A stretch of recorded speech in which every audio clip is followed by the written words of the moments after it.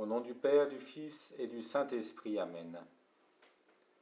Seigneur Jésus-Christ, pour nous, vous avez accepté de devenir comme le grain de blé qui tombe en terre et qui meurt pour donner beaucoup de fruits.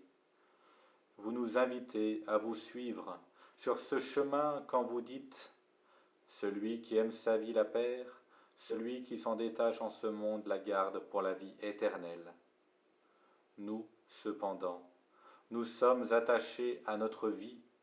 Nous ne voulons pas l'abandonner, mais la garder totalement pour nous-mêmes. Nous voulons la posséder, non l'offrir. Mais vous nous précédez et vous nous montrez que c'est seulement en donnant notre vie que nous pouvons la sauver.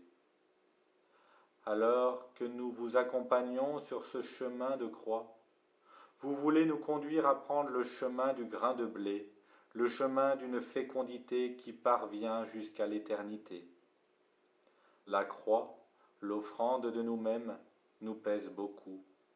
Mais sur votre chemin de croix, vous avez porté aussi ma croix, et vous ne l'avez pas portée en un quelconque moment du passé, car votre amour est contemporain à mon existence.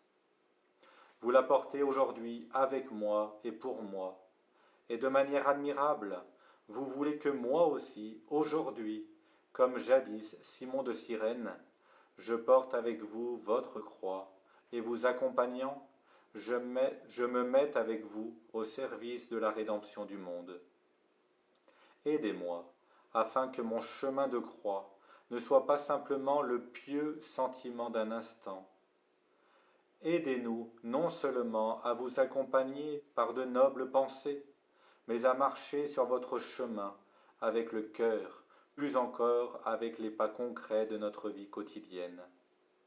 Aidez-nous pour que nous marchions avec tout nous-mêmes sur le chemin de croix et que nous demeurions à jamais sur votre chemin. Libérez-nous de la peur de la croix, de la peur face à la dérision des autres, de la peur que notre vie puisse nous échapper si nous ne saisissons pas tout ce qu'elle offre. Aidez-nous à démasquer les tentations qui nous promettent la vie, mais dont les conséquences nous laissent, en fin de compte, sans but et déçus. Aidez-nous à ne pas nous faire les maîtres de la vie, mais à la donner. En vous accompagnant sur le chemin du grain de blé, aidez-nous à trouver, en perdant notre vie, le chemin de l'amour, le chemin qui nous procure véritablement la vie en abondance.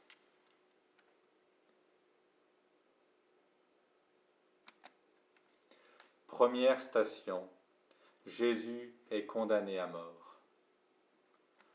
Adoramus te Christe benedicimus tibi, quia per sanctam crucem tuam redemisti mundum. De l'Évangile selon saint Matthieu. Pilate reprit. Que ferai-je donc de Jésus, celui qu'on appelle le Messie? Ils répondirent tous, qu'on le crucifie. Il poursuivit, quel mal a-t-il donc fait? Il criait encore plus fort, qu'on le crucifie. Il leur relâcha donc Barabbas. Quant à Jésus, il le fit flageller et le leur livra pour qu'il soit crucifié. Le juge du monde, qui reviendra un jour pour nous juger, est là, anéanti, déshonoré et sans défense face au juge de la terre. Pilate n'est pas totalement mauvais. Il sait que ce condamné est innocent. Il cherche le moyen de le libérer. Mais Pilate est indécis. Et en définitive, sur le droit, il fait prévaloir sa position. Il se fait prévaloir lui-même. Et les hommes qui vocifèrent et demandent la mort de Jésus ne sont pas non plus totalement mauvais.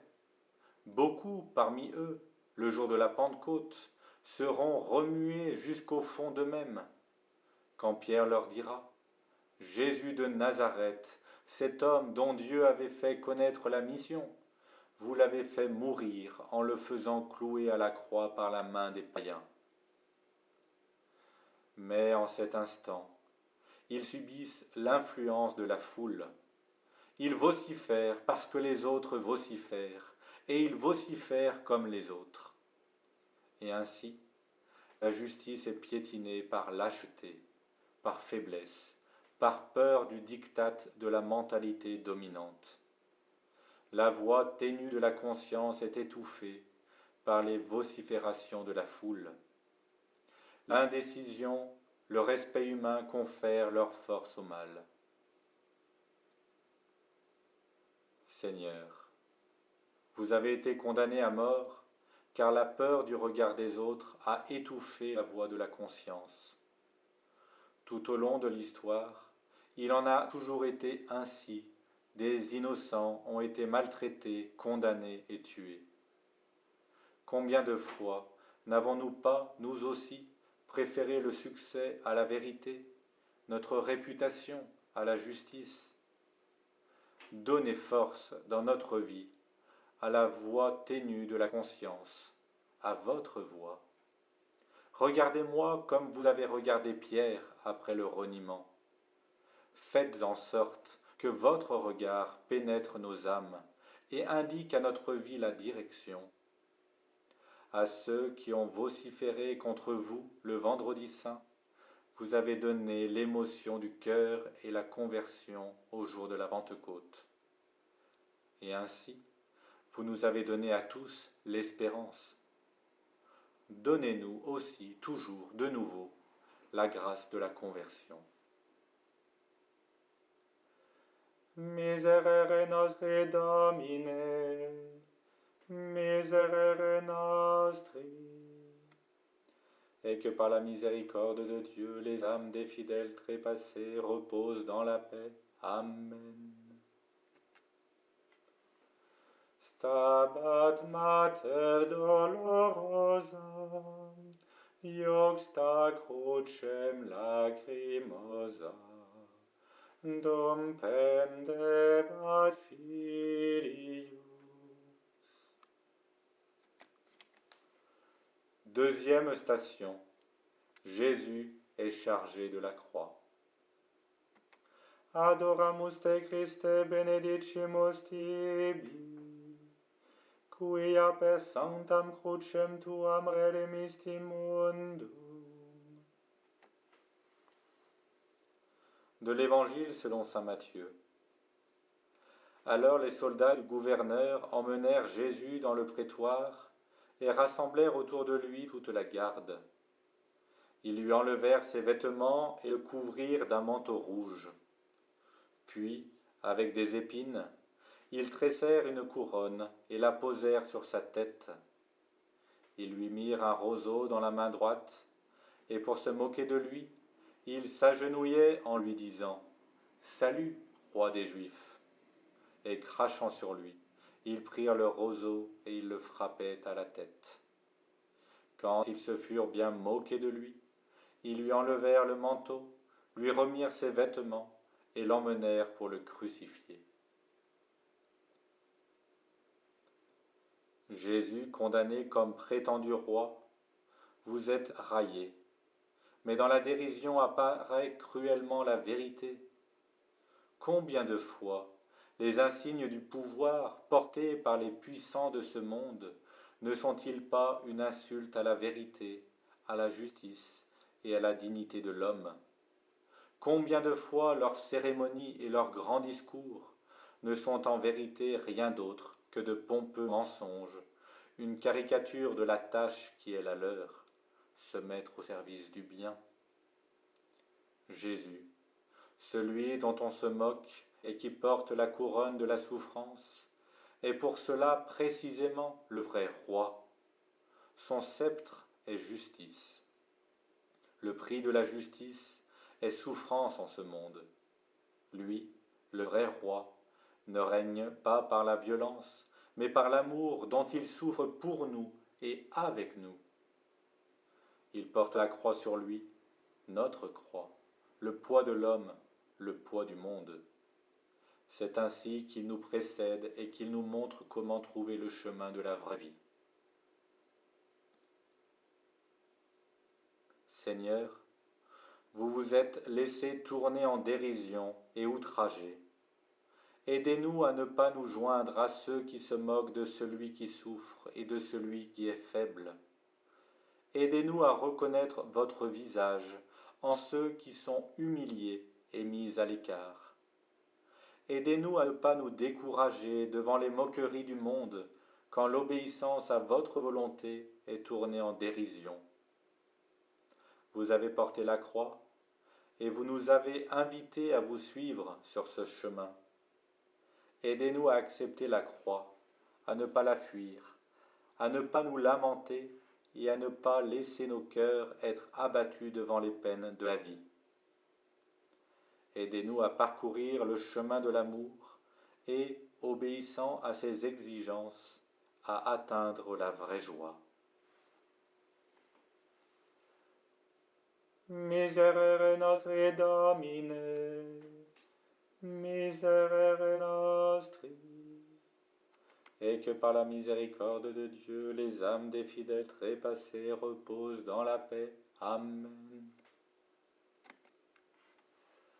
Cuius animam gementem, contristatam et dolentem, per transivit gladius.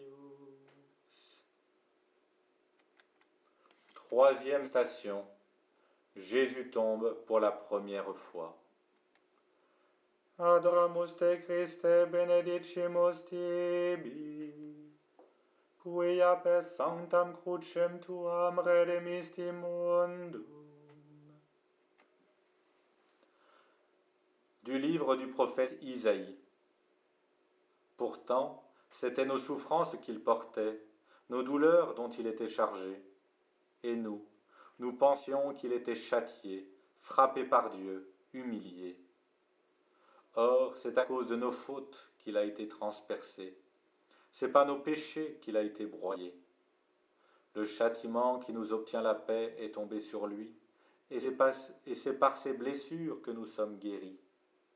Nous étions tous errants comme des brebis, chacun suivait son propre chemin, mais le Seigneur a fait retomber sur lui nos fautes à nous tous. L'homme est tombé et tombe toujours de nouveau. Combien de fois n'est-il que la caricature de lui-même, et non plus l'image de Dieu, tournant ainsi en dérision le Créateur? N'est-il pas l'image de l'homme par excellence, celui qui, descendant de Jérusalem à Jéricho, fut attaqué par les brigands qui le dépouillèrent et le laissèrent à moitié mort, ensanglanté au bord du chemin? La chute de Jésus sous la croix n'est pas seulement la chute de l'homme Jésus déjà épuisé par la flagellation. Ici apparaît quelque chose de plus profond, comme dit saint Paul dans la lettre aux Philippiens. Lui qui était dans la condition de Dieu, il n'a pas jugé bon de revendiquer son droit d'être traité à l'égal de Dieu, mais au contraire, il se dépouilla lui-même en prenant la condition de serviteur. Devenu semblable aux hommes, il s'est abaissé lui-même en devenant obéissant jusqu'à mourir et à mourir sur une croix. Dans la chute de Jésus sous le poids de la croix apparaît tout son parcours, son abaissement volontaire pour ôter notre orgueil, et en même temps apparaît la nature de notre orgueil, l'arrogance avec laquelle nous voulons nous émanciper de Dieu et n'être rien d'autre que nous-mêmes, l'arrogance avec laquelle nous croyons ne pas avoir besoin de l'amour éternel, mais avec laquelle nous voulons maîtriser notre vie tout seul. Dans cette rébellion contre la vérité, dans cette tentative d'être nous-mêmes des dieux, d'être créateurs et juges de nous-mêmes, nous tombons et nous finissons par nous détruire nous-mêmes. L'abaissement de Jésus est le dépassement de notre orgueil. Par son abaissement, il nous relève. Laissons-le nous relever. Dépouillons-nous de notre autosuffisance, de notre envie erronée d'autonomie, et au contraire, apprenons de lui qui s'est abaissé, à trouver notre véritable grandeur, en nous abaissant et en nous tournant vers Dieu et vers nos frères humiliés. Seigneur Jésus, le poids de la croix vous a fait tomber à terre. Le poids de notre péché, le poids de notre orgueil vous a terrassé. Mais votre chute n'est pas le signe d'un destin hostile. Elle n'est pas la pure et simple faiblesse de celui qui est outragé. Vous avez voulu venir à nous, nous qui, en raison de notre orgueil, gisons à terre. L'orgueil qui nous fait penser que nous avons la capacité de produire l'homme à contribuer à ce que les hommes soient devenus une sorte de marchandise, pouvant s'acheter et se vendre, tel un réservoir de matériaux pour nos expérimentations, grâce auxquelles nous espérons vaincre la mort par nous-mêmes, alors qu'en vérité, nous ne faisons rien d'autre qu'humilier toujours plus profondément la dignité de l'homme. Seigneur, aidez-nous parce que nous sommes tombés. Aidez-nous à abandonner notre orgueil destructeur en apprenant par votre humilité à nous relever de nouveau.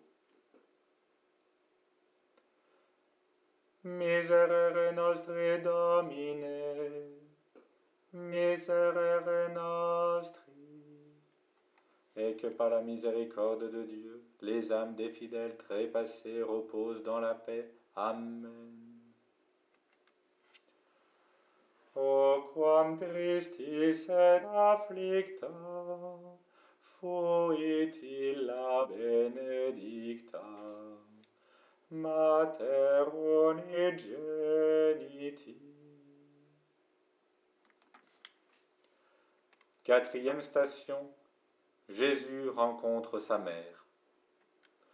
Adoramus te Christe benedicimus tibi, quia per sanctam crucem tuam redemisti mundum.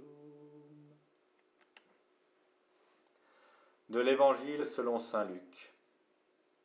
Siméon les bénit, puis il dit à Marie sa mère, « Vois ton fils qui est là, provoquera la chute et le relèvement de beaucoup en Israël. Il sera un signe de division. Et toi-même, ton cœur sera transpercé par une épée.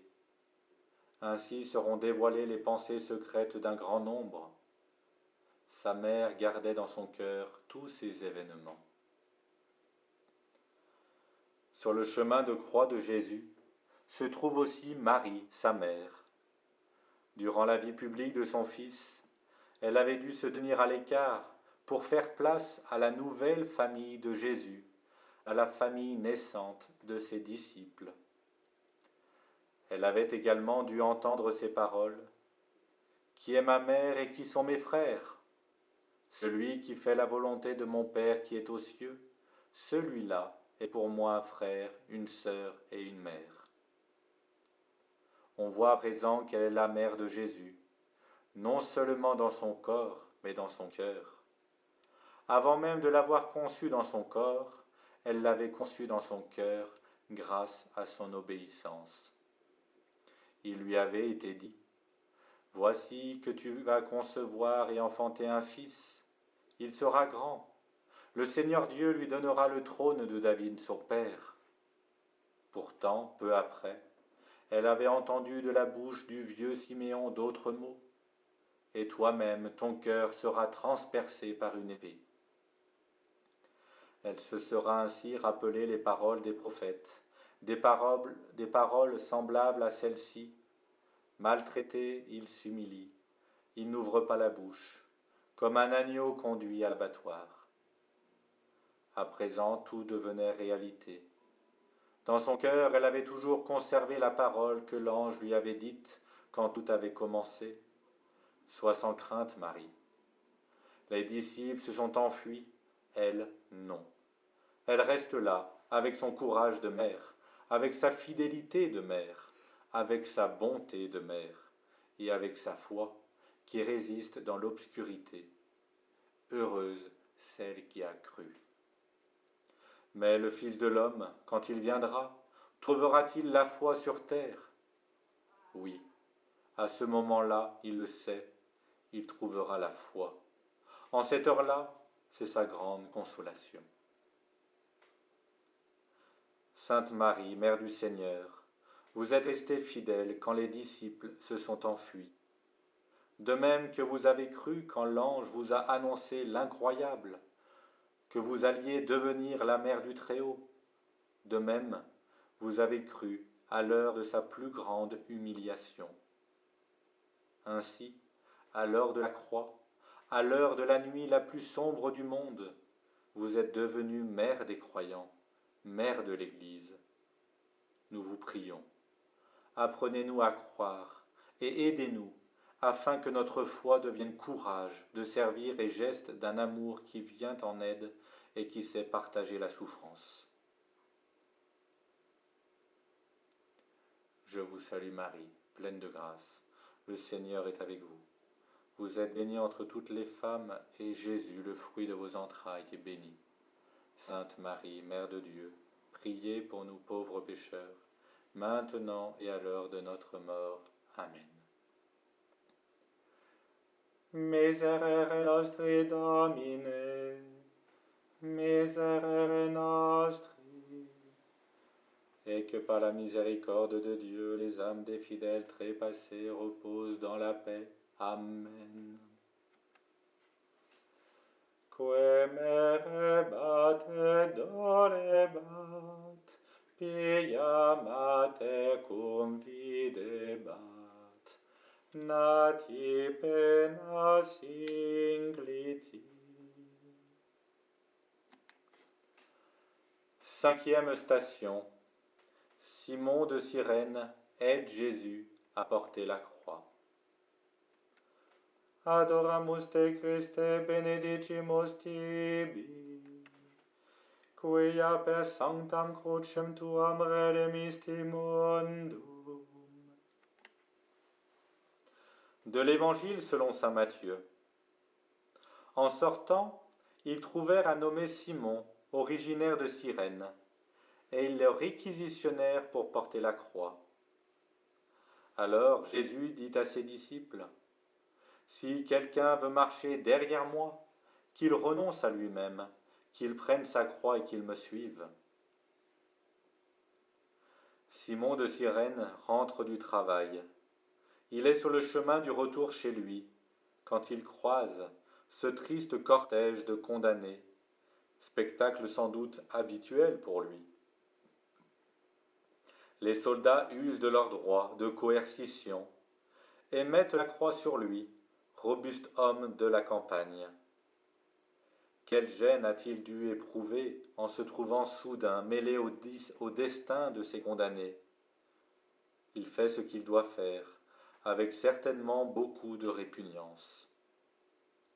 Toutefois, l'évangéliste Marc nomme également ses fils, qui étaient connus pour être chrétiens et membres de la communauté. De cette rencontre involontaire est née la foi. En accompagnant Jésus et en partageant le poids de sa croix, le Cyrénéen a compris que marcher avec ce crucifié et l'assister était une grâce. Le mystère de Jésus souffrant et muet a touché son cœur. Jésus, dont seul l'amour divin pouvait et peut racheter l'humanité entière, veut que nous partagions sa croix pour compléter ce qui manque encore à ses souffrances. Chaque fois qu'avec bonté nous allons à la rencontre de celui qui souffre, de celui qui est persécuté et faible, en partageant sa souffrance, nous aidons Jésus à porter sa propre croix. Ainsi nous obtenons le salut et nous pouvons nous-mêmes coopérer au salut du monde. Seigneur, vous avez ouvert les yeux et le cœur de Simon de Cyrène, lui donnant par le partage de votre croix la grâce de la foi. Aidez-nous à venir en aide à notre prochain qui souffre, même si cet appel est contraire à nos projets et à nos penchants. Donnez-nous de reconnaître que partager la croix des autres et faire l'expérience qu'ainsi nous marchons avec vous est une grâce. Donnez-nous de reconnaître avec joie que c'est précisément en partageant votre souffrance et les souffrances de ce monde que nous devenons serviteurs du salut, et qu'ainsi nous pouvons contribuer à construire votre corps, l'Église. Miserere nostri Domine, miserere nostri. Et que par la miséricorde de Dieu, les âmes des fidèles trépassés reposent dans la paix. Amen. Quist est homo qui non fleret, Matrem Christi si videret, in tanto supplicio. Sixième station, Véronique essuie le visage de Jésus. Adoramus te Christe benedicimus tibi, quia per sanctam crucem tuam redemisti mundum.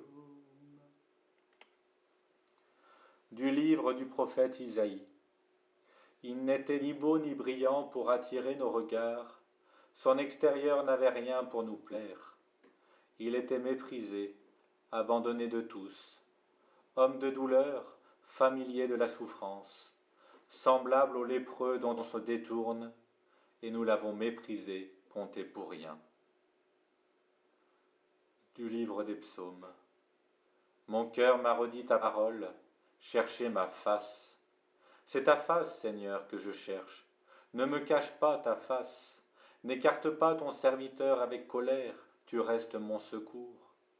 Ne me laisse pas, ne m'abandonne pas, Dieu mon salut. C'est ta face, Seigneur, que je cherche, ne me cache pas ta face.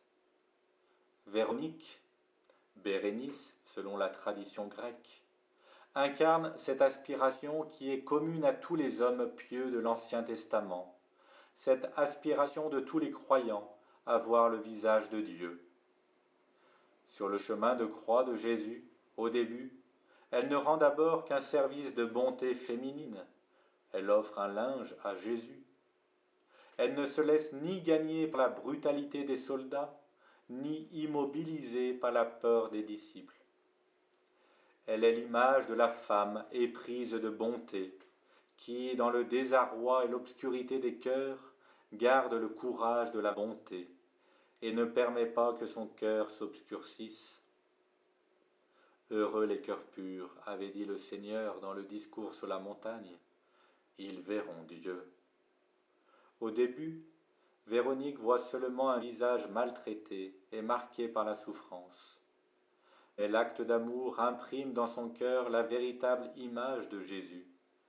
Sur son visage humain, couvert de sang et de blessures, elle voit le visage de Dieu et de sa bonté, qui nous accompagne aussi dans la souffrance la plus profonde. C'est seulement avec le cœur que nous pouvons voir Jésus. Seul l'amour nous rend capables de voir et nous rend purs. Seul l'amour nous fait reconnaître Dieu, qui est l'amour même. Seigneur, donnez-nous l'inquiétude du cœur qui cherche votre visage. Protégez-nous de l'obscurcissement du cœur qui ne voit que l'apparence des choses. Donnez-nous la sincérité et la pureté qui nous rendent capables de voir votre présence dans le monde. Quand nous n'avons pas la capacité de faire de grandes choses, donnez-nous le courage d'une humble bonté. Imprimez votre visage dans nos cœurs, afin que nous puissions vous rencontrer et montrer au monde votre image. Miserere nostri Domine, miserere nostri. Et que par la miséricorde de Dieu, les âmes des fidèles trépassés reposent dans la paix. Amen. Quis non posset contristari, Christi Matrem contemplari, dolentem cum Filio. Septième station, Jésus tombe pour la deuxième fois. Adoramus te Christe, benedicimus tibi, quia per sanctam crucem tuam redemisti mundum. Du livre des Lamentations. Je suis l'homme qui a connu la misère sous la verge de sa fureur. C'est moi qui l'a conduit et fait marcher dans les ténèbres et sans lumière. Il a barré mes chemins avec des pierres de taille, obstrué mes sentiers. Il a brisé mes dents avec du gravier, il m'a nourri de cendres. La tradition de la triple chute de Jésus et du poids de la croix rappelle la chute d'Adam, le fait que nous soyons des êtres humains déchus, et le mystère de la participation de Jésus à notre chute. Au cours de l'histoire, la chute de l'homme prend des formes toujours nouvelles. Dans sa première lettre, Saint Jean parle d'une triple chute de l'homme, les désirs de la chair, les désirs des yeux et l'orgueil de la richesse. C'est ainsi que sur l'arrière-fond des vices de son temps, avec tous ses excès et toutes ses perversions, il interprète la chute de l'homme et de l'humanité. Cependant, nous pouvons penser aussi, dans l'histoire plus récente, que les chrétiens, en se détournant de la foi, ont abandonné le Seigneur. Les grandes idéologies, comme la banalisation de l'homme qui ne croit plus à rien et qui se laisse simplement aller, ont construit un nouveau paganisme, un paganisme plus mauvais, qui, en voulant mettre définitivement Dieu à part, a fini par se débarrasser de l'homme. L'homme gît ainsi dans la cendre. Le Seigneur porte ce poids, il tombe, et il tombe pour pouvoir venir jusqu'à nous. Il nous regarde afin que notre cœur se réveille. Il tombe pour nous relever. Seigneur Jésus-Christ, vous avez porté notre poids et vous continuez à nous porter. C'est notre poids qui vous fait tomber, mais que ce soit vous qui nous relevez, car seuls nous n'arrivons pas à nous lever de la cendre. Libérez-nous de la puissance de la concupiscence. À la place d'un cœur de pierre, donnez-nous à nouveau un cœur de chair, un cœur capable de voir. Détruisez le pouvoir des idéologies, afin que les hommes reconnaissent qu'elles sont tissées de mensonges. Ne permettez pas que le mur du matérialisme devienne insurmontable. Faites-nous percevoir à nouveau votre présence. Rendez-nous sobres et attentifs pour pouvoir résister aux forces du mal. Aidez-nous à reconnaître les besoins intérieurs et extérieurs des autres, à les soutenir. Relevez-nous afin que nous puissions relever les autres. Donnez-nous l'espérance au milieu de toute obscurité, afin que nous puissions devenir porteurs d'espérance pour le monde.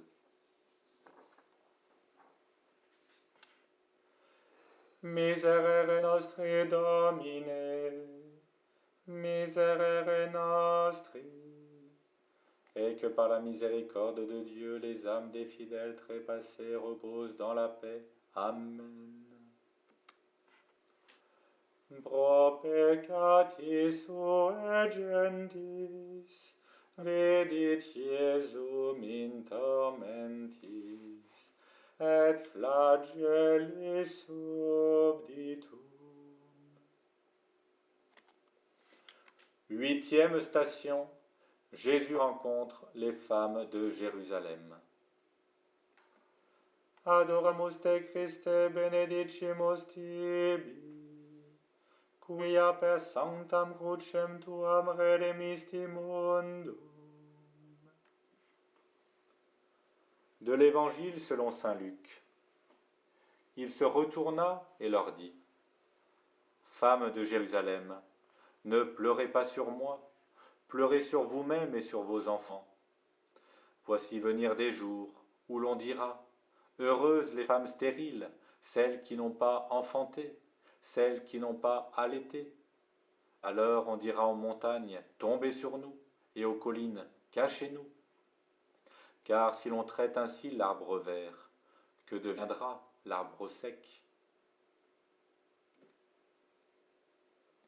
Écoutez Jésus alors qu'il fait des reproches aux femmes de Jérusalem et qui le suivent et qui pleurent sur lui, nous fait réfléchir. Comment le comprendre? Ne s'agit-il pas de reproches adressés à une piété purement sentimentale, qui ne devient pas conversion et foi vécue? Il ne sert à rien de pleurer sur les souffrances de ce monde, avec des paroles et par des sentiments, alors que notre vie continue toujours égale à elle-même. C'est pourquoi le Seigneur nous avertit du danger dans lequel nous sommes nous-mêmes.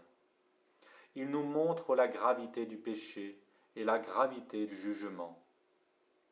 Malgré tous nos discours effrayés devant le mal et la souffrance des innocents, ne sommes-nous pas trop enclins à banaliser le mystère du mal?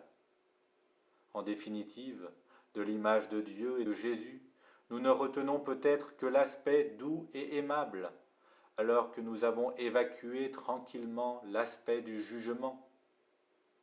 Nous nous demandons si Dieu peut encore prendre notre faiblesse au tragique, car nous ne sommes que des hommes. Mais en regardant les souffrances du Fils, nous voyons toute la gravité du péché. Nous voyons comment il doit être expié jusqu'à la fin pour pouvoir être vaincu. Le mal ne peut pas continuer à être banalisé devant l'image du Seigneur qui souffre. À nous aussi, le Seigneur déclare, « Ne pleurez pas sur moi, pleurez sur vous-même, car si l'on traite ainsi l'arbre vert, que deviendra l'arbre sec ?» Aux femmes qui pleurent, vous avez parlé, Seigneur, de la pénitence, du jour du jugement, lorsque nous nous trouverons en présence de votre face, la face du juge du monde.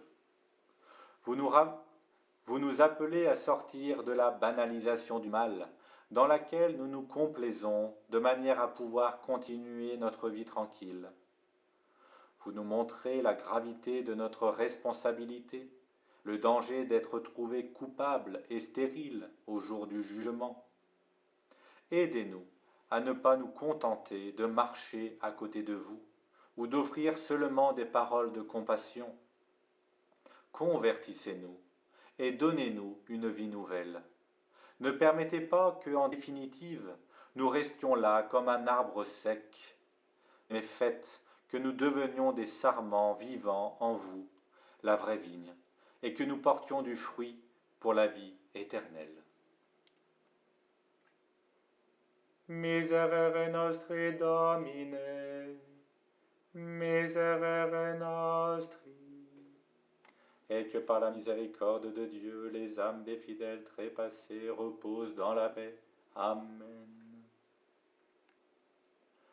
Vidit suum dulcem natum, moriendo desolatum, Dom misit spiritum. Neuvième station, Jésus tombe pour la troisième fois. Adoramus te Christe benedicimus tibi, quia per sanctam crucem tuam redemisti mundum. Du livre des Lamentations. Il est bon pour l'homme de porter le joug dès sa jeunesse, que solitaire et silencieux, il s'asseye quand le Seigneur l'impose sur lui, qu'il mette sa bouche dans la poussière. Peut-être y a-t-il de l'espoir. Qu'il tende la joue à qui le frappe, qu'il se rassasie d'opprobre. Car le Seigneur ne rejette pas les humains pour toujours. S'il a affligé, il prendra pitié selon sa grande bonté. Que peut nous dire la troisième chute de Jésus sous le poids de la croix? Peut-être nous fait-elle penser plus généralement à la chute de l'homme, au fait que beaucoup s'éloignent du Christ dans une dérive vers un sécularisme sans Dieu. Mais ne devons-nous pas penser également à ce que le Christ doit souffrir dans son Église elle-même? Combien de fois abusons-nous du Saint-Sacrement de sa présence? Dans quel cœur vide et mauvais entre-t-il souvent? Combien de fois ne célébrons-nous que nous-mêmes et ne prenons nous-mêmes pas conscience de sa présence? Combien de fois sa parole est-elle déformée et galvaudée? Quel manque de foi dans de très nombreuses théories, combien de paroles creuses! Que de souillure dans l'Église, et particulièrement parmi ceux qui, dans le sacerdoce, devraient lui appartenir totalement. Combien d'orgueil et d'autosuffisance, que de manque d'attention au sacrement de la réconciliation, où le Christ nous attend pour nous relever de nos chutes. Tout cela est présent dans sa passion. La trahison des disciples, la réception indigne de son corps et de son sang sont certainement les plus grandes souffrances du Rédempteur, celles qui lui transpercent le cœur. Il ne nous reste plus qu'à lui adresser du plus profond de notre âme ce cri « Kyrie eleison » Seigneur, sauvez-nous. Souvent, Seigneur, votre Église nous semble une barque prête à couler, une barque qui prend l'eau de toutes parts. Et dans votre chant, nous voyons plus d'ivraie que de bon grain. Les vêtements et le visage si sales de votre Église nous effraient. Mais c'est nous-mêmes qui les salissons. C'est nous-mêmes qui vous trahissons chaque fois, après toutes nos belles paroles, nos beaux gestes. Prenez pitié de votre Église. En elle aussi, Adam chute toujours de nouveau.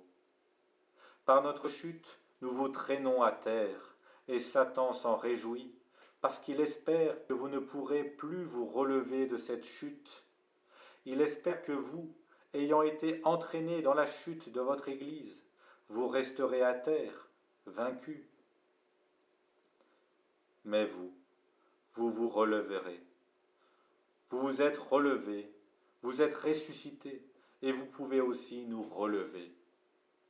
Sauvez votre Église et sanctifiez-la. Sauvez-nous tous et sanctifiez-nous.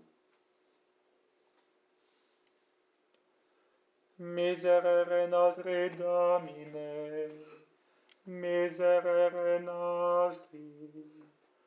Et que par la miséricorde de Dieu, les âmes des fidèles trépassés reposent dans la paix. Amen. Ea mater fons amoris, me sentire vim doloris, facut tecum logiam. 10e station. Jésus est dépouillé de ses vêtements. Adoramus te Christe benedicimus tibi, quia per sanctam crucem tuam redemisti mundum. De l'Évangile selon saint Matthieu. Arrivé à l'endroit appelé Golgotha, c'est-à-dire lieu du crâne ou calvaire, ils donnèrent à boire à Jésus du vin mêlé de fiel. Il en goûta, mais ne voulut pas boire. Après l'avoir crucifié, ils se partagèrent ses vêtements en tirant au sort, et il restait là, assis à le garder. Jésus est dépouillé de ses vêtements. Le vêtement donne à l'homme sa position sociale. Il lui donne sa place dans la société. Il le fait être quelqu'un. Être dépouillé en public signifie pour Jésus n'être plus personne, n'être rien d'autre qu'un exclu, méprisé de tous. Le moment du dépouillement nous rappelle aussi l'exclusion du paradis. La splendeur de Dieu a disparu en l'homme, qui maintenant se trouve là, nu et exposé, dénudé et honteux. De cette manière, Jésus assume encore une fois la situation de l'homme pécheur.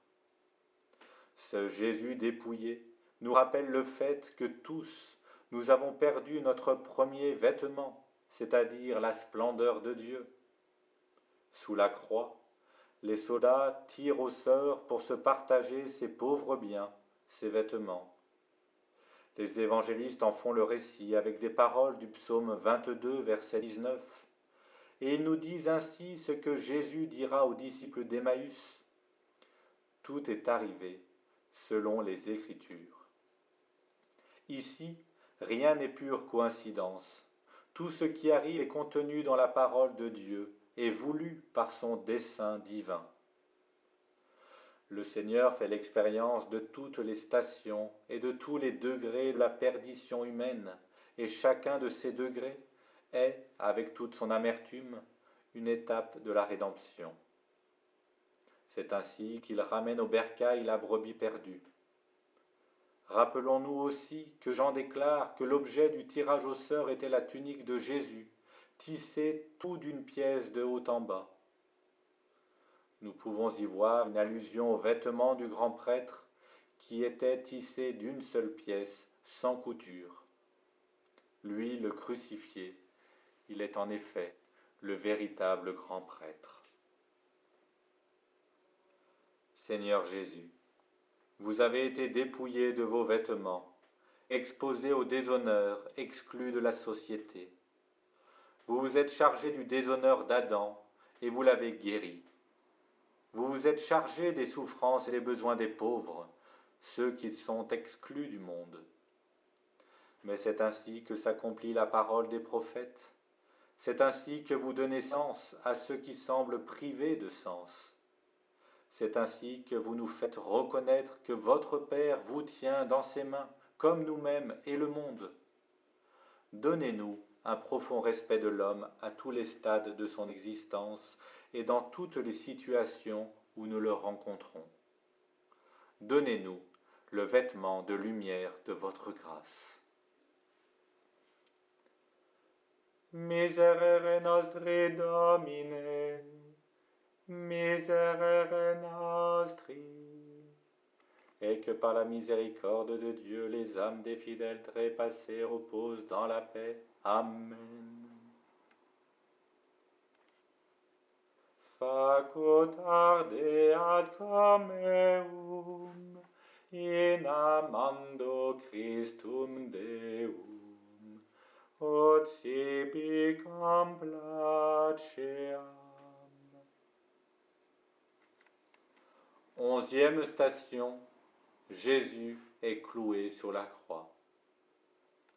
Adoramus te Christe benedicimus tibi, quia per sanctam crucem tuam redemisti mundum. De l'Évangile selon saint Matthieu. Au-dessus de sa tête, on inscrivit le motif de sa condamnation. Celui-ci est Jésus, le roi des Juifs. En même temps, on crucifiait avec lui 2 bandits, l'un à droite et l'autre à gauche. Les passants l'injurièrent en hochant la tête. Toi qui détruis le temple et le rebâtis en 3 jours, sauve-toi toi-même si tu es le Fils de Dieu et descends de la croix.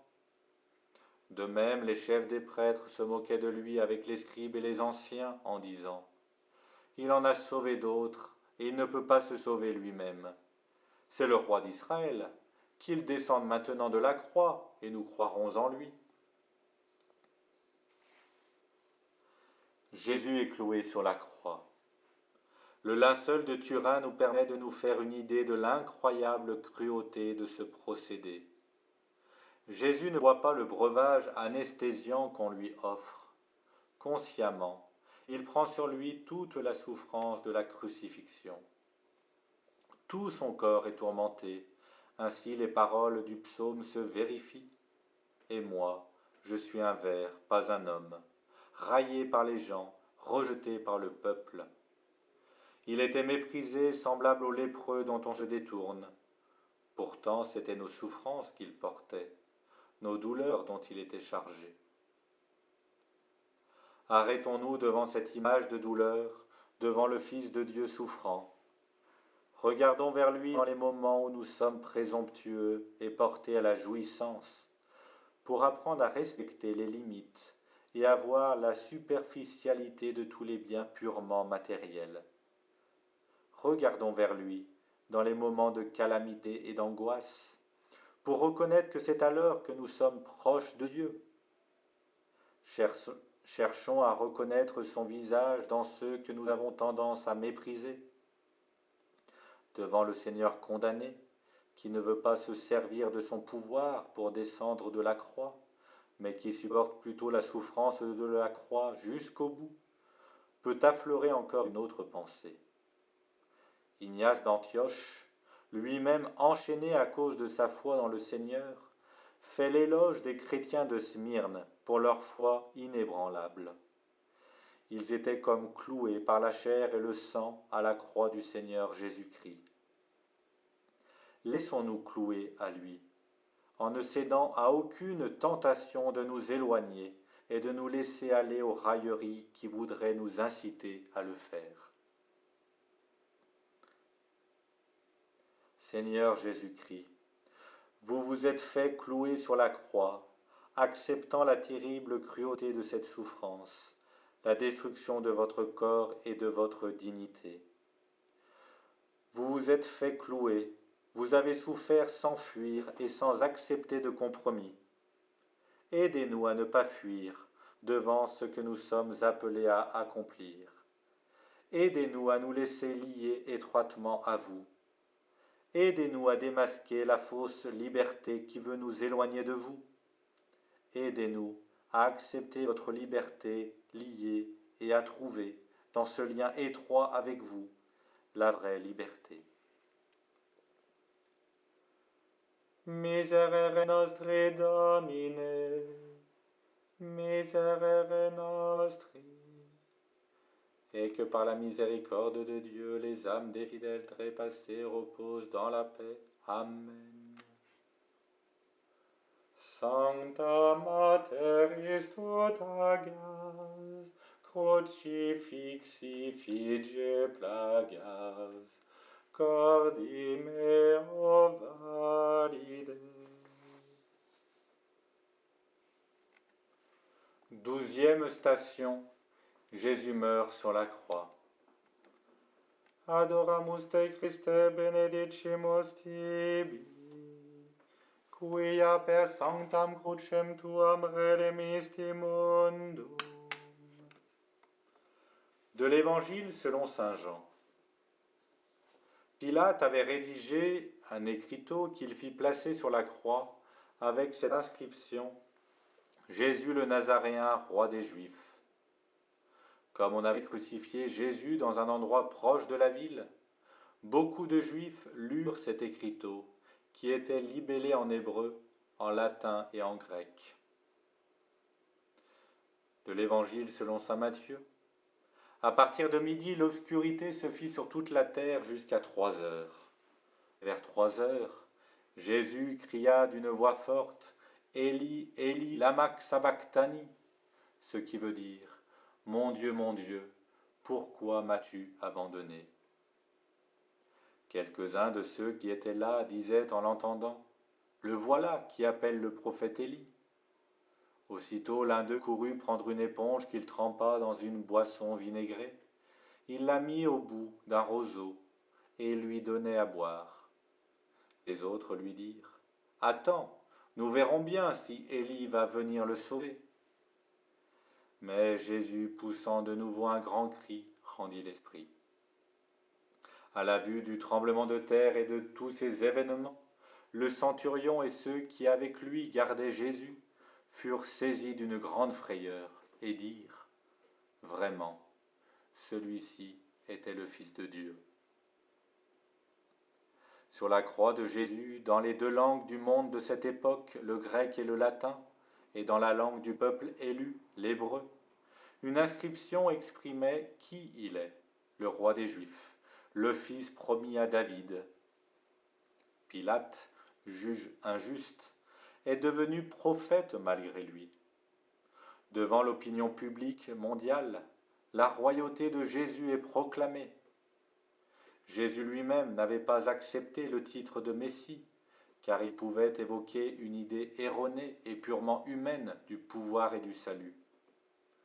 Maintenant, le titre peut être écrit là, publiquement au-dessus du crucifié. C'est ainsi qu'il est vraiment le roi du monde. Il est maintenant vraiment élevé. Dans sa descente, il est monté. Voici qu'il a radicalement accompli le commandement de l'amour.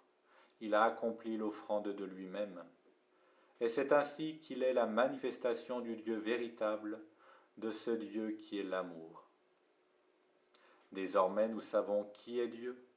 Désormais, nous savons en quoi consiste la royauté véritable. Jésus prie avec les paroles du psaume 21 qui commence ainsi. Mon Dieu, pourquoi m'as-tu abandonné? Il prend sur lui toute la souffrance d'Israël, la souffrance de l'humanité tout entière, le drame de l'obscurité de Dieu, et il permet aussi à Dieu de se manifester là où il semblerait être définitivement mis en échec et absent. La croix de Jésus est un événement cosmique. Le monde s'obscurcit quand le Fils de Dieu subit la mort. La terre tremble, et auprès de la croix commence l'Église des païens. Le centurion romain reconnaît, il comprend que Jésus est le Fils de Dieu. De la croix, il triomphe toujours de nouveau. Seigneur Jésus, à l'heure de votre mort, le Seigneur s'éclipsa. Sans cesse, vous êtes à nouveau cloué sur la croix. En cette heure de l'histoire précisément, nous vivons dans l'obscurité de Dieu. À cause de l'immense souffrance et de la méchanceté des hommes, le visage de Dieu, votre visage, apparaît obscurci, méconnaissable. Mais c'est justement sur la croix que vous vous êtes fait reconnaître, précisément parce que vous êtes celui qui souffre et qui aime, vous êtes celui qui est élevé. C'est de là que vous avez triomphé. En cette heure d'obscurité et de trouble, aidez-nous à reconnaître votre visage, aidez-nous à croire en vous et à vous suivre spécialement dans les heures d'obscurité et de détresse. En cette heure, montrez-vous encore au monde, faites que votre salut lui soit manifesté. Notre Père qui êtes aux cieux, que votre nom soit sanctifié, que votre règne arrive, que votre volonté soit faite sur la terre comme au ciel. Donnez-nous aujourd'hui notre pain de chaque jour. Pardonnez-nous nos offenses comme nous pardonnons à ceux qui nous ont offensés. Et ne nous laissez pas succomber à la tentation, mais délivrez-nous du mal. Amen. Miserere nostri Domine, miserere nostri. Et que par la miséricorde de Dieu, les âmes des fidèles trépassés reposent dans la paix. Amen. Tui nati vulnerati, tam dignati promepati, penas mecum divide.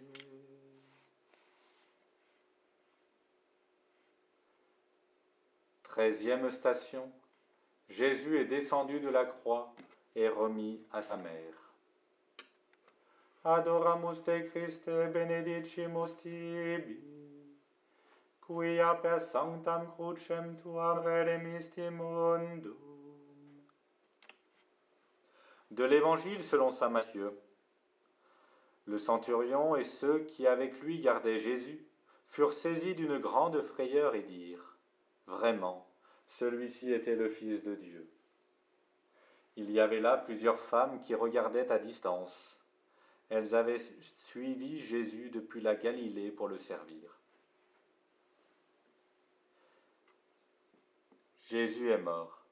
Son cœur a été transpercé par la lance du soldat, et il en sortit aussitôt du sang et de l'eau. Image mystérieuse du fleuve des sacrements du baptême et de l'Eucharistie, par lesquels, à cause du cœur transpercé du Seigneur, l'Église renaît sans cesse.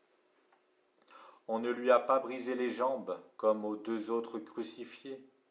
Ainsi, il se manifeste comme l'agneau pascal véritable dont aucun os ne doit être brisé. Et maintenant qu'il a tout supporté, malgré tout le trouble qui agite les cœurs, malgré le pouvoir de la haine et des lâchetés, voici qu'il n'est pas demeuré seul, il y a les fidèles. Auprès de la croix, il y avait aussi Marie, sa mère, Marie, sœur de sa mère, Marie de Magdala et le disciple qu'il aimait. Et voici qu'arrive un homme riche, Joseph d'Arimathie. Ce riche trouve le moyen de passer par le trou d'une aiguille, parce que Dieu lui en donne la grâce. Il ensevelit Jésus dans son tombeau neuf, dans un jardin. À l'endroit où Jésus est enseveli, le cimetière se transforme en un jardin, le jardin d'où Adam avait été chassé lorsqu'il s'était détaché de la plénitude de la vie, lorsqu'il s'était détaché de son Créateur. Le tombeau dans le jardin nous apprend que le pouvoir de la mort arrive à son terme. Voici que s'approche aussi un membre du Sanhédrin, Nicodème, celui à qui Jésus avait annoncé le mystère de la renaissance par l'eau et l'esprit. Même au sein du Sanhédrin, qui avait décidé sa mort, il y a quelqu'un qui croit, quelqu'un qui connaît et qui reconnaît Jésus après sa mort. Au-delà de l'heure du grand deuil, des ténèbres épaisses et du désespoir, demeure cependant, mystérieusement, la lumière de l'espérance. Le Dieu caché est cependant le Dieu vivant et proche. Le Seigneur mort reste cependant le Seigneur et notre Sauveur, même dans la nuit de la mort. L'Église de Jésus-Christ, sa nouvelle famille, commence à se former. Seigneur, vous êtes descendu dans l'obscurité de la mort, mais votre corps a été recueilli par de bonnes mains. Il a été enveloppé dans un linceul immaculé. La foi n'est pas complètement morte, le soleil n'est pas complètement obscurci, comme il nous semble souvent que vous dormez, et comme nous pouvons facilement nous éloigner, nous les hommes, et nous dire à nous-mêmes, Dieu est mort. Permettez qu'à l'heure de l'obscurité, nous soyons capables de reconnaître que vous êtes là. Ne nous abandonnez pas quand nous sommes tentés de perdre courage. Aidez-nous à ne pas vous laisser seuls. Donnez-nous une fidélité qui résiste au désarroi et un amour qui sache vous accueillir dans les moments de détresse extrême, comme le fit votre mère, qui vous reçut à nouveau entre ses bras. Aidez-nous, aidez les pauvres et les riches, les simples et les savants, à regarder au-delà des peurs et des préjugés. Rendez-nous capables de vous offrir nos aptitudes, notre cœur, notre temps, pour préparer ainsi le jardin où peut advenir la résurrection.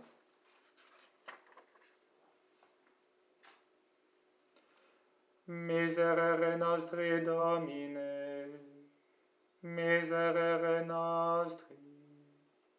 Et que par la miséricorde de Dieu, les âmes des fidèles trépassés reposent dans la paix. Amen. Fac me tecum pie flere, crucifixo condolere, danec ego vixero. 14e station, Jésus est mis au tombeau. Adoramus te Christe, benedicimus tibi, quia per sanctam crucem tuam redemisi mundum. De l'Évangile selon saint Matthieu. Prenant le corps, Joseph l'enveloppa dans un linceul neuf, et il le déposa dans le tombeau qu'il venait de se faire tailler dans le roc. Puis il roula une grande pierre à l'entrée du tombeau et s'en alla. Cependant, Marie-Madeleine et l'autre Marie étaient là, assises en face du tombeau. Jésus, objet de mépris et d'outrage, est déposé avec tous les honneurs dans un tombeau neuf. Nicodème apporte 100 livres d'un mélange de myrrhe et d'aloès, qui doit répandre un parfum précieux. Voici que dans l'offrande du Fils se manifeste, comme au moment de l'onction de Béthanie, une démesure qui nous rappelle l'amour généreux de Dieu, la surabondance de son amour. Dieu s'offre généreusement lui-même. Si la mesure de Dieu est la surabondance, pour nous aussi rien ne devrait être trop vis-à-vis de Dieu. C'est ce que Jésus lui-même nous a appris dans le discours sur la montagne. Mais il faut aussi nous souvenir des paroles de saint Paul sur Dieu, qui, par nous, répand en tout lieu le parfum de sa connaissance, car nous sommes bien la bonne odeur du Christ. Au milieu de la décomposition des idéologies, notre foi devrait être à nouveau le parfum qui nous remet sur le chemin de la vie. Au moment de la mise au tombeau, commence à s'accomplir la parole de Jésus. Amen, amen, je vous le dis. Si le grain tombé en terre ne meurt pas, il reste seul. Mais s'il meurt, il donne beaucoup de fruits. Jésus est le grain de blé qui meurt. À partir du grain de blé mort commence la grande multiplication du pain qui dure jusqu'à la fin du monde. C'est le pain de vie capable de rassasier l'humanité tout entière et de lui donner la nourriture de manière surabondante.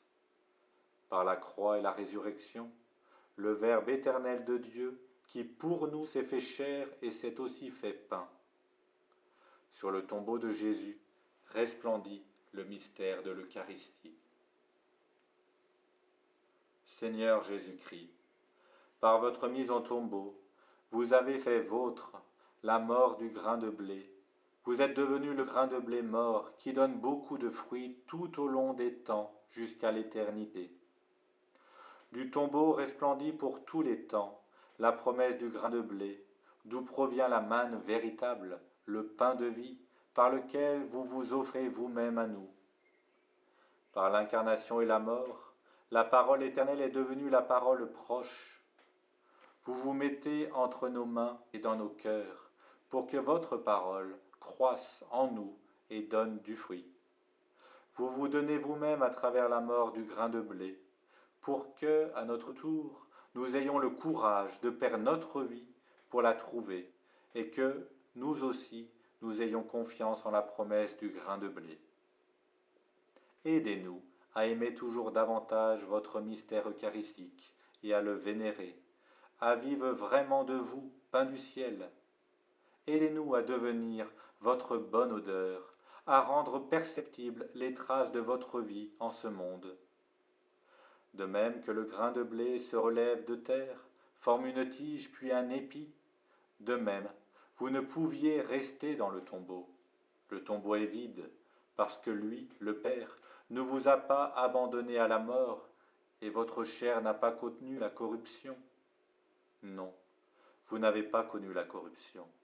Vous êtes ressuscité, et à la chair transformée, vous avez ouvert un espace dans le cœur de Dieu. Faites que nous puissions nous réjouir de cette espérance, et que nous puissions la porter joyeusement au monde. Faites de nous des témoins de votre résurrection. Miserere nostri Domine, miserere nostri. Et que par la miséricorde de Dieu, les âmes des fidèles trépassés reposent dans la paix. Amen. Ioxta crucem tecum stare, et me tibi sociare, in plancto desidero.